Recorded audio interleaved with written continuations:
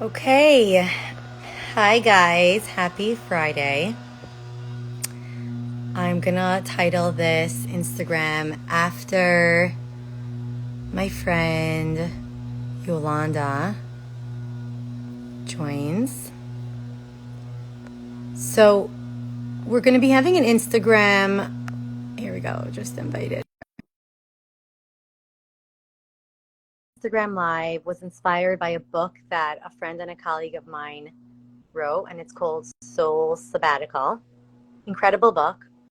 Hi, you're I'm on. here. Yay! I was just about to introduce your book. So I'm just going to give a basic intro and then you'll introduce who you are. Yeah. So this is Yolanda. Yolanda wrote an incredible book. And the reason I'm having Yolanda on, besides for Yolanda being an incredible therapist, group practice owner, spoke on a TED Talk, and so much more, which you'll talk to us about. Yolanda wrote a book that really was written at a time that I needed it, and I just felt so seen, Yolanda, when you put posts out there. So I wonder if we could talk just a little bit about it, just a brief snippet. It's basically talking to anyone out there, and this is like my human disclosure of like, there's times that we feel like we're doing everything right, and we are, putting one foot in front of the other, hitting all of our goals or being quote unquote successful, whatever that might mean, and we're feeling unfulfilled or depleted in some kind of way. So I've been on a journey of self-reflection, as a lot of us have, and I wanted an honest, candid conversation from someone who's like lived a lot of life and has a lot of wisdom. So Yolanda, just introduce who you are, and for anyone who's popping on, and I know I didn't give an intro that we're going to do this, don't worry, it's going to be saved and we're going to share it on our platform. So don't worry if you can't stay to watch. Okay, Yolanda. Thank you for having me and for Yeah. your kind words. It's a journey. This life thing is a journey, right? So I am Yolanda Harper. As you mentioned, I am a trauma therapist, a group practice owner in the Tampa Bay, Florida area. I'm a wife, I'm a mom. I am a researcher and a TEDx speaker, and recently have published Soul Sabbatical. Yeah. Um, I never thought that I never had any intentions of writing a book. But sometimes books demand to be written. Um, yeah. So where should we start? Maybe let's talk about like before we talk about like maybe what inspired your book, maybe let's talk about like who is the book written Yeah. for? Who's the person listening to this or is listening Yeah. that resonate with something that your book shares, or can buy the book as a gift for someone who needs that? Because I'm not here to promote content, but I just felt so seen. And you could talk about your experience or who the book is for. If you could talk a little.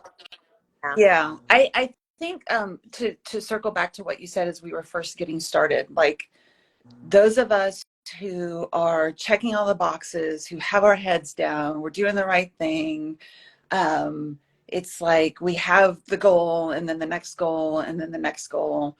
Um, and through it all, we lose ourselves and find ourselves half living. And we realize that like checking the next box off and attaining the next goal and getting the next certification or reaching X amount of income, we have told ourselves like that's the thing that will make us happy, and then we can slow down and be happy and content and like joyful and peaceful and all of those things, and that never happens. Like we just keep checking boxes off and keep going. Could you just stay with that for just a minute? That's something so powerful, that we're finding that we're doing the things that we want, if it's marriage, kids, money, even therapy, right? Healing, growth, certification. And you just said this thing of like we find ourselves half living. Mm-hmm. So can you just talk a little bit about that? Because I know I resonate so much with that. And I I think like just making space or talking a little bit about like how would you know what are the feelings that we have when we're living half living? So the half living means that we compromise our souls. our hearts, the essence of who we are. Like, attaining the goals is great, and it comes at a cost. Yes. If we just staunchly put our head down and keep plowing forward, then that comes at the cost of us not being connected with ourselves and with our hearts and with our truth. So what it feels like to have live is well, I'll tell you what it felt like for me. It was a pretty constant state of anxiety and overwhelm. It was coming out sideways in my relationships with irritability, with expecting people to be perfect because I was expecting myself to be perfect. And then interspersed, I would have these little moments of what I call coming up for air. So if I can use a metaphor, half living is like being in the mire in the swamp and like being dragged down, pulled down into the weeds. And then coming up for just like a gasp of air that you're like, and then going immediately back down. It's miserable. And you keep doing it because you're like, well, eventually I'll get to the spot where it's more than just a gulp of air, right? I'm just laughing because I'm like so 100,000,000% with you here. Yeah. So keep. Yeah. Well, can I share a story? Yeah. So in 2021, that's when I took my sabbatical. And in April of that year, my husband and I just did a quick weekend trip away to the beach. And I remember stepping onto the sand of the beach and being like, oh, wow, I can breathe. This is awesome. Which you would think was a good thing. But I was immediately struck by the panic of the realization that I had not recognized that I had not been breathing.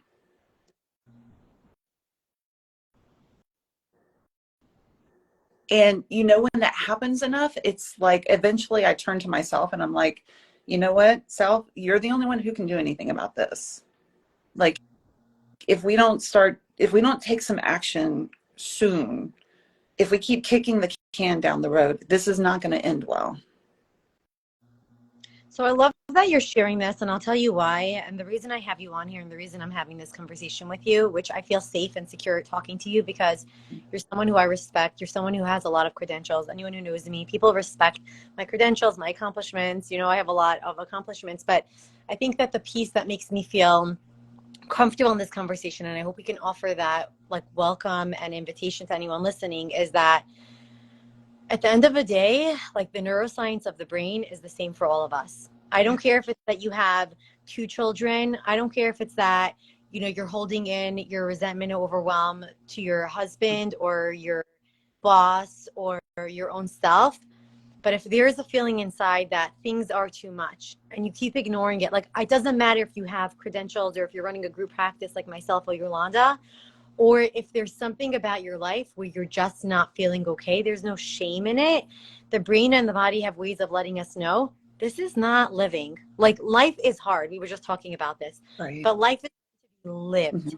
And if something doesn't feel living and it feels like you're just barely coping, then it's time for you to say and for us to say, hey, there's something that needs to be shifted. And Yolanda, we'll talk about in a second, that panic.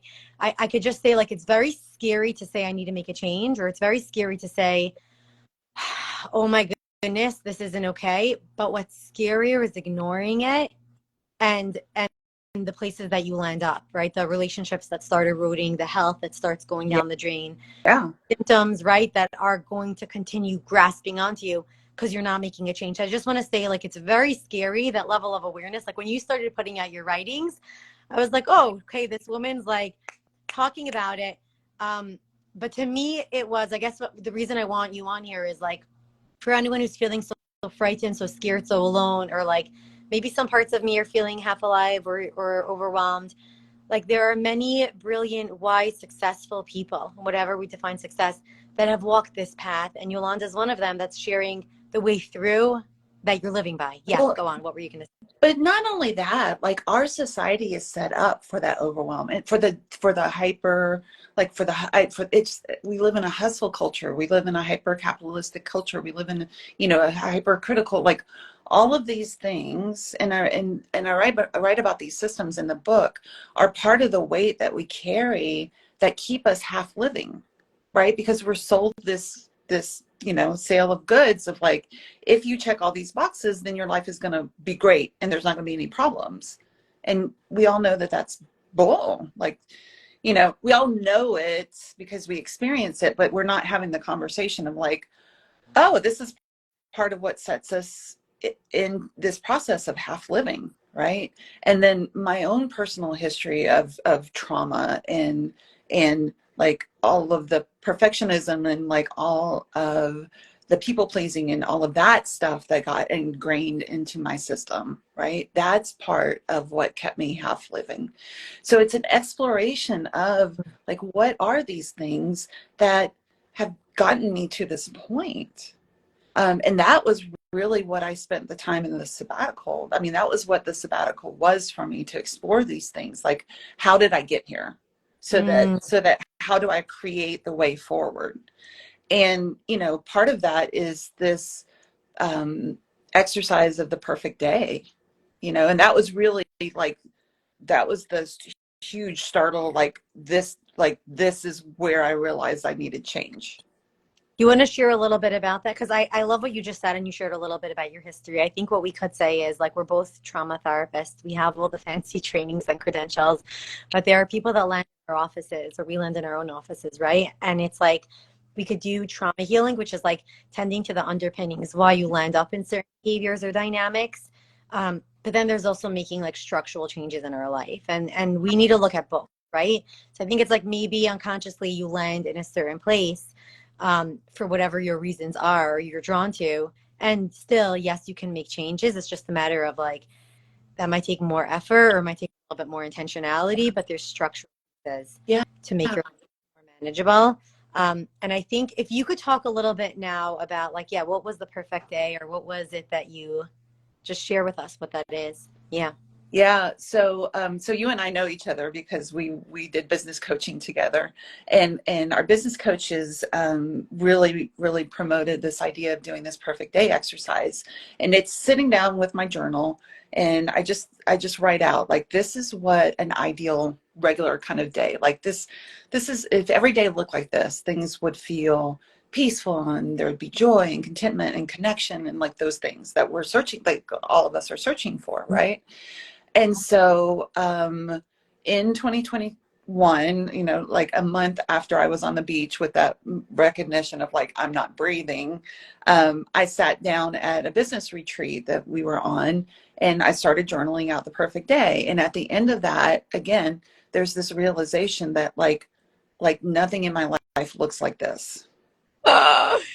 It's like, wow, here's what I need and here's what I have. But you know what's interesting? You just said like society almost like creates this infrastructure or these like schemas that we live within. And you just like acknowledge that, where it's like objectively, there were probably a lot of things in your day that were good or working, but not working for your mind, your body, and your Yeah, from relationships. the outside, it was like, oh, what more, you know, like what's wrong with that? You know, that's it. That's, but, and because it was like, I was living that half life and it looked fine from the outside, but I wasn't attuned for how it actually was, then, you know, that's where the disconnect came from. And so after, after I did that perfect day exercise, I like closed my journal and I started crying, Mm. and I cried for the next week during that retreat. And it, like the entirety of the retreat was basically like starting to put things in place to go on sabbatical. So that was in May, and I ended up going on sabbatical in October. So it's not like I decided on one day, like, I'm going to do this sabbatical, and then like the next day I was out of the office. You know, we put some structure in place, and then I took some time off and did this deep reflection. And during that time of sabbatical, like, I wanted to be clear for myself. I didn't have, like, a lot of people ask what I was going to do. And I think a lot of times, you know, that's our understanding of sabbatical. People go on sabbatical to do research or write a book or whatever. my job was I wanted to identify how I wanted to feel. Wow. I wanted to feel peace. I wanted to feel connection. I wanted to feel joy. So I wrote that out. I journaled about that. And then I made a list of those things that helped me to feel that way. And I really relied on that list to keep me from being pulled back into the hustle and the work and like all of that stuff. Because it's like a lot of us say we want time away and time to ourselves and all of that kind of stuff. And then a lot of us are really scared about what could happen during that time. About to say, how did you work with, I know for myself, like we all have different copings, and there's parts of the coping that could be good, and there's parts of the coping that we need to give it a break. It's almost like an engine. Like people get scared their engine won't work, and it's like, actually, if you don't take a pause or shift something, it won't work long term. How did you manage those worries? Like I know for myself, I have this, like, I know there's like the procedural learning, right, of like engaging in a certain way. Like what helped you like really untangle from that, those behaviors? Yeah. Yeah. The first week of my sabbatical, I actually went across the country. I did a hiking trip in Washington State. So that like that physical distance was really important. And I made a commitment to myself that I was not going to go anywhere near the office, like physically near the office. Cause again, I would just get pulled right back in.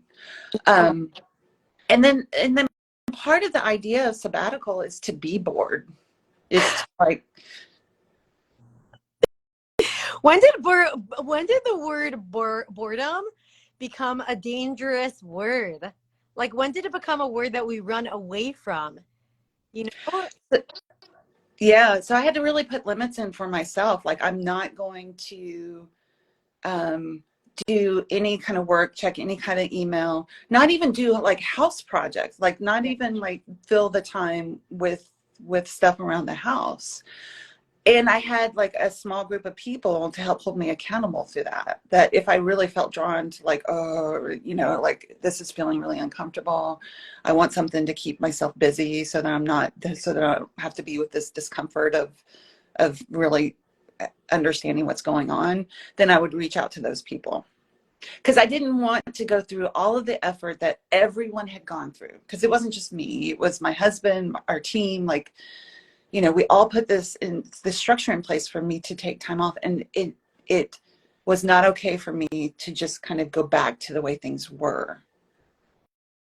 Okay, I love what you're saying because I guess I'm thinking about like globalizing for people who like need to make a change, and not everybody amount of sabbatical you took off, but I think it's the concept of like number one, things take time to make a shift, right? You might know you need to leave a relationship. You might know that you need to, it might be very important and wise to manage your time on work or your relationship to food or sex or lack of spirituality in your life or whatever movement, right? It could be so many things. But I love how we're basically saying one is that it was intentional, two is that it took time to plan, and then three, which I love the most, which is like what I learn every day of my life, and I'm still learning, and I think we all are, is that it takes daily commitment and refocus. Mm-hmm. Honestly, if I just stitch this back to the concept of trauma healing, Mm-hmm. being an unknown is frightening, and being an unknown is actually the world of living, because unknown is where like magic, possibility, connection, love live, and it's also where fear, worries, emotions, panic. Mm-hmm. And when we're able to like not be married to and not have like our nose at the window of what's next, we're Mm-hmm. able to be, right? This is the whole point of healing, right? Anxiety and trauma healing. Can you be in the not knowing and be in it? Because being with an experience or being with hope or being with wonder or being with unknown and tolerating it, that's life.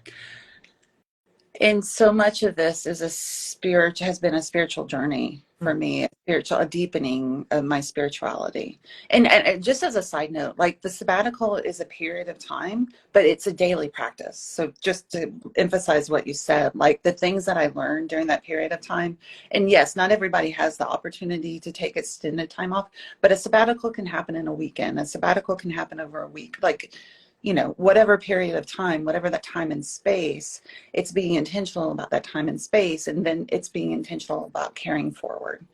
But to your point, yes, a huge process for me in the sabbatical. And I write about kind of words of the year leading up to sabbatical. And during 2020, my word of the year was trust. So that's a whole different conversation. But it really laid the foundation and the groundwork of like, oh, Albert Einstein said, you know, one of the biggest questions we ask in life is the universe friendly? And that's the trust that you're talking about, like the trust in the universe and spirituality and whatever that is for you, and the trust for yourself. And one of the things that I've learned is that in my life, I have sought safety externally outside of myself, where the only place that I can truly have safety is the process that I create here, and I create spiritually. I want to hang out on this 1 second because you're giving me such a gift. So many times when we like press harder, either like press harder could be asking for more, demanding more, working more, or press harder could even be actually the pulling away, but we're pressing harder, like we're pulling away, we're disconnecting, we're disassociating, we're not being present, we're letting go of our spiritual practices, or like the focus is off. And Yolanda, I love what you're saying and I want to come back to it, but like I know for my own self, times that I've really felt like overwhelmed, panicky, and I'm like, oh my goodness, it's because I left myself. When we leave ourselves, like you could be surrounded with love, with joy, with abundance, we don't feel okay. And I know a lot of people are saying, don't just tell me you need to trust yourself, blah blah blah. Yeah, it's not so simple. And sometimes we need therapy, and sometimes we need a team of support, and sometimes we need medication, and sometimes we need a mentor or a leader or a guide. But like it is all about coming back home to ourselves. So I actually wonder if you're comfortable reading an excerpt from your book, or yeah. Well, I think that one of the parts of the book that resonates most for people is my letter to Hustle You. I don't know if you can see the little illustration there. Tori was so amazing in the illustrations that she and I partnered with this book, and she gifted me. So they're really an important part. But yes, so this was a letter to Hustle Me. Should I share it? Please. Okay.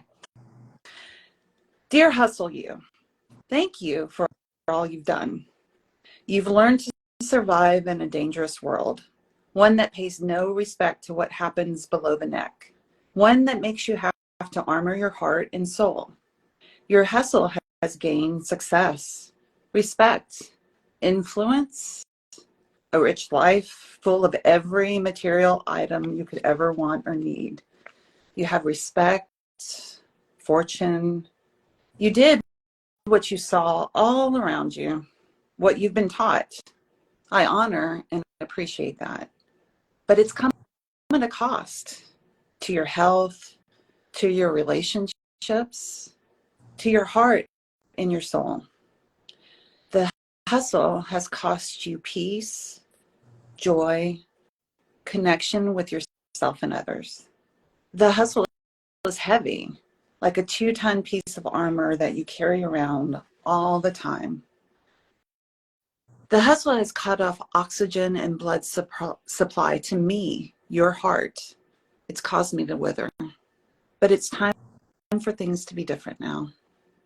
It's time to breathe love, light, and life back into me so that you can truly live, because you realize that you can no longer go on only half living.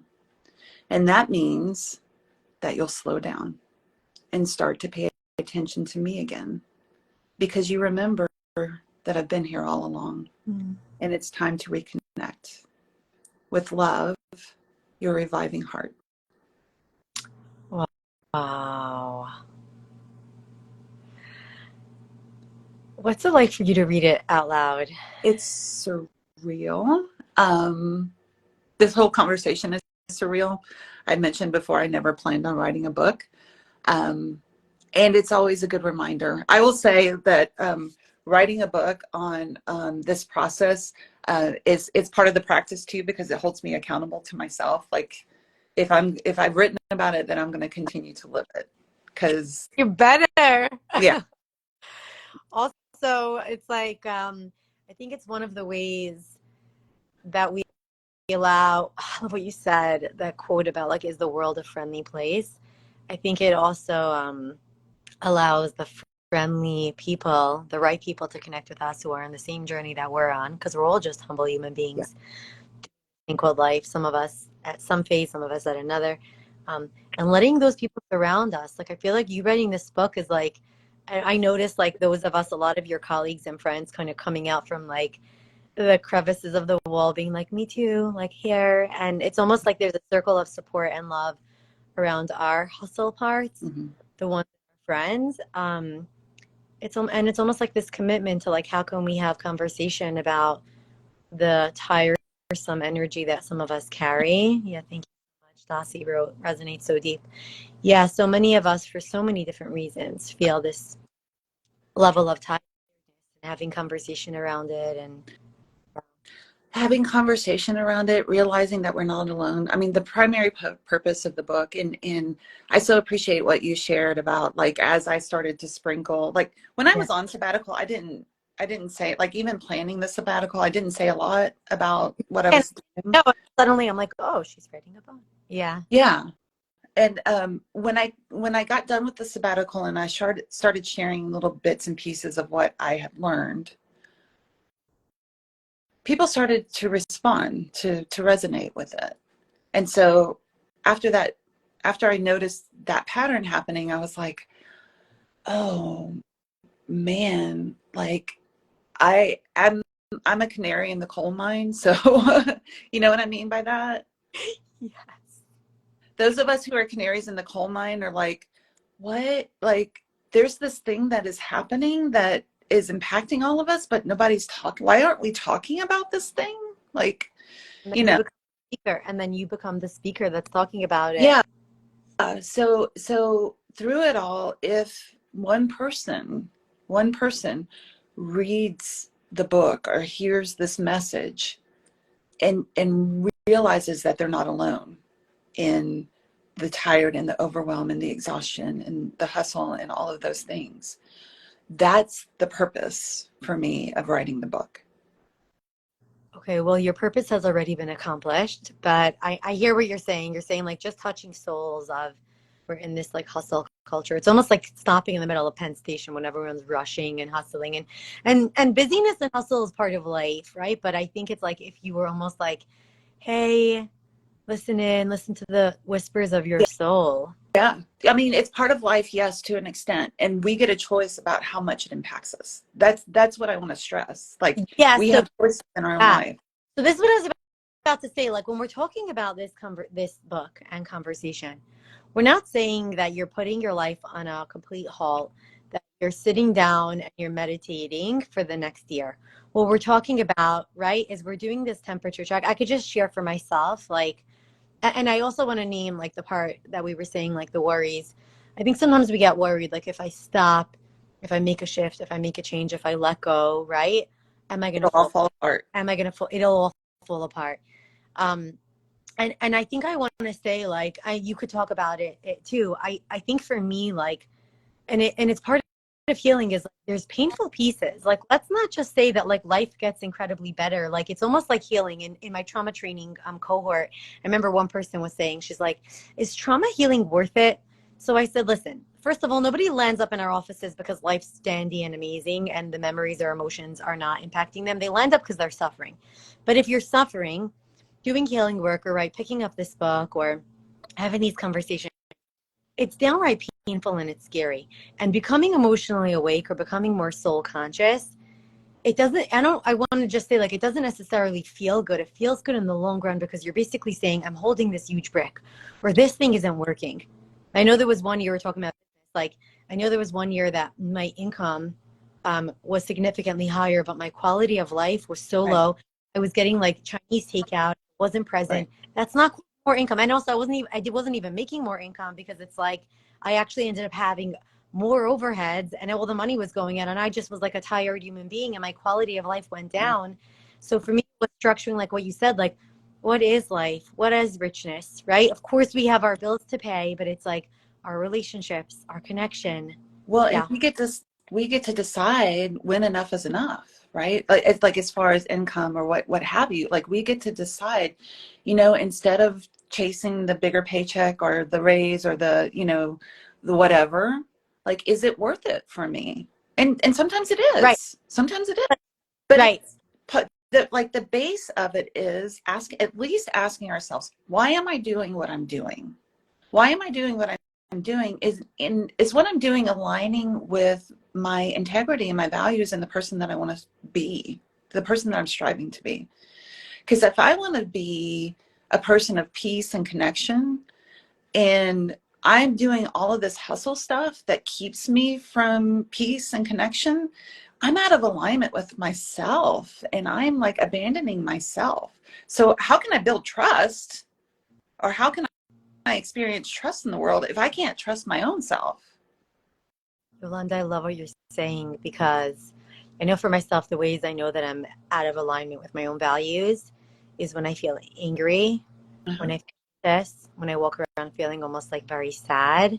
Mhm. And I love what you're saying, because I think it's a matter of like values, like what are your values? And maybe your values changed. Like I had Sure. values a couple of years ago that helped me because I was navigating a life transition and I had to do the amount of energy, effort.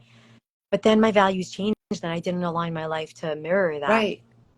And this process for me, I mean, I in the book, but with it in a chapter that says deeper still, because like what my daily practice of my soul sabbatical looks like in 6 months or a year or 5 years will probably look very different than what it is today. Right? Like I I write love that. about journal prompts that I use in the book, and even since I've written the book, the journal prompts that I use daily have changed. Could you share with us one of the journal prompts? It starts off with I am thankful for, I'm trusting God for. Um, the third one was I'm joyful about, and I just shifted that to I'm delighted in. You're really climbing that joy Well, ladder. I mean, they're very similar, but it's like, what do I want to experience more of? I want my brain to start paying attention to things that delight me, or I want my brain to pay more attention to things that delight me. And those are simple things: sunsets, curling up with my dogs, like a warm embrace from someone that I love, a good meal, right? So I'm delighting in, um, my heart is ... Mm. Um, more recently, I write in the book about, uh, uh, like a creative outlet, as my last journal entry to kind of be like the highlight of my to-do list for today, right? So instead of doing like to do, or, what am I going to be productive in? It's like, what is easeful creativity? But I just even shifted that to love legacy. What is my practice of a love legacy today? I love this. It's almost like a guide for life. And it's like, even if you're not hustling, like you don't have to be suffering to want to pick up a book to improve your quality of life. Yeah. Um, but I love all of this that you're sharing. I'm noticing the time and I have to hop off in like 4 minutes. Yeah. I wonder, besides, I'm going to link up the page to, like, I know you have a Mhm. website and there's an Amazon book. Do you have any last like words or anything that you want to share? Yeah, I think that